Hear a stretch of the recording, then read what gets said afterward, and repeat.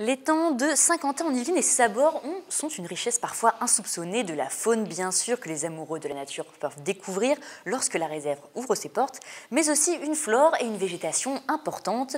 Deux amoureux de ce territoire ont décidé d'en sortir un ouvrage. Pour nous en parler ce soir en plateau, Mélanie Poquet, notre journaliste spécialiste environnement. Bonsoir Mélanie. Bonsoir Florane. Alors ces deux auteurs, ce sont Gérard Arnal, ancien ingénieur agronome du Muséum d'histoire naturelle, et Joanne Anglade-Garnier, conservatrice de la réserve naturelle de Saint-Quentin en Yvelines.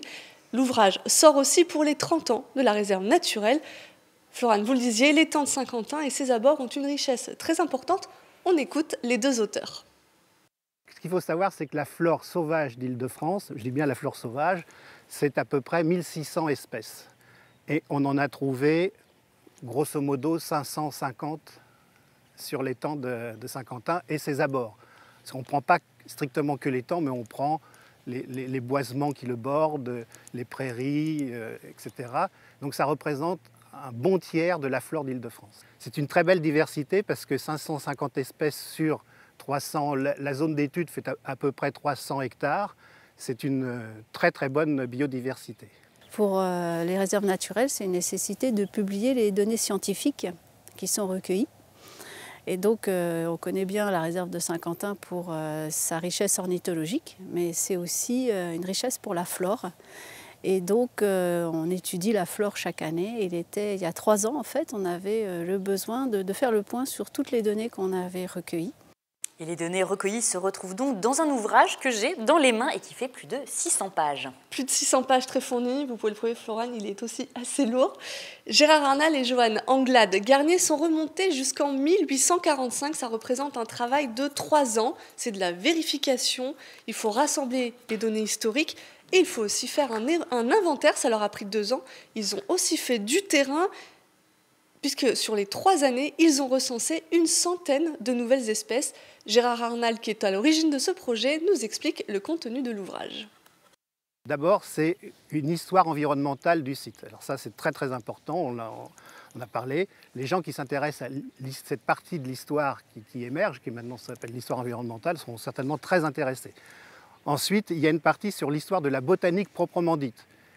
Donc, pratiquement année par année, depuis 1845 jusqu'à 2014, qu'est-ce qui a été trouvé sur le bord de cet étang, par qui? Alors on y retrouve aussi le catalogue du recensement, comme vous pouvez le voir ici avec de très belles photos.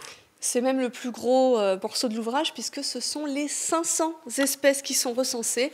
Elles sont classées par ordre alphabétique, elles sont classées par catégorie. Pour le lecteur lambda, qui est un peu mon cas, c'est quand même assez compliqué. Par contre, elles sont accompagnées de très belles photos et qui nous permettent de reconnaître les plantes et la végétation. Et les auteurs donnent même des petites astuces pour découvrir, pour différencier deux plantes. Ils s'attardent sur la tige ou sur la feuille. Ça donne des petits indices assez sympathiques. On peut partir dans la réserve avec tout naturellement. Ce recensement a aussi un aspect scientifique. Ça leur a permis d'avoir un aperçu de l'évolution de l'étang. Cette fois, c'est Joanne Anglade-Garnier qui nous donne une idée de cette analyse. D'après l'analyse sur la flore qu'on a fait dans le livre, les milieux à proximité de l'étang de Saint-Quentin ont beaucoup évolué puisqu'en fait on avait un milieu rural. On revient dans l'étang du Roi il y a plus de 300 ans. Donc c'était un milieu rural, agricole, semi-sauvage. Et petit à petit la ville s'est installée et les plus grands bouleversements ont apparu au milieu du XXe siècle. Les grands bouleversements sont l'urbanisme, mais aussi la Seconde Guerre mondiale qui a eu des impacts avec notamment les bombardements de la gare de triage de Trappes. Pour ceux qui souhaiteraient se plonger dans l'histoire de Saint-Quentin en Yvelines et trouver des astuces, l'ouvrage se trouve à l'île des Loisirs. Merci beaucoup Mélanie. Je remontre un petit peu l'ouvrage pour que vous puissiez le voir. Voilà, 600 pages, mais ça a l'air vraiment très intéressant.